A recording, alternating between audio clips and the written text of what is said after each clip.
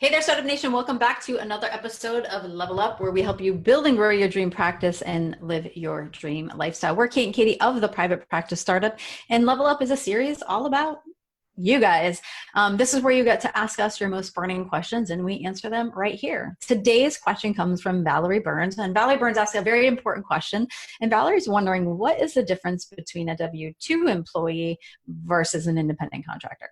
Very important question and a good one to be informed about. So we'll get to that in just a moment. And before we do, we want to say thank you to TherapyNotes for sponsoring this series and being such a huge support for Startup Nation. If you're in need of an EHR, definitely check them out at therapynotes.com, and you can use code PPS, as in Private Practice Startup, for your first 2 months for free. Let's dive in. Yeah. Kate, you want to start or do you want me to start? Go ahead. All right. So W-2 versus an independent contractor. It's very important to know because otherwise the IRS might be fining you and you don't want that. Knocking on the door. Nope. No. Or maybe calling you or emailing you. Who knows? Well, you know, they don't call, they send letters. Scary letters is usually what they send.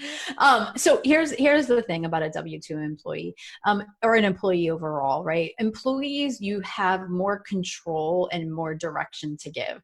So if you're requiring this person work Monday through Thursday, these times, you give them everything that they need to run their business, you're in contact with them when they can take breaks, et cetera, et cetera. That is much more of an employee. An independent contractor, W-9, is someone who has a little bit more liberty, right? So you, in their job description, if you will, it's kind of loosely stated that they're going to provide face-to-face therapy in a group practice setting.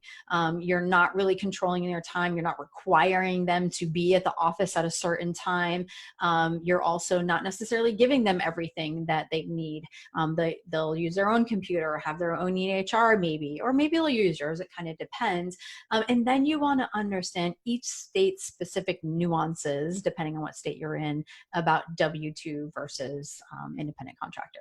Mm-hmm.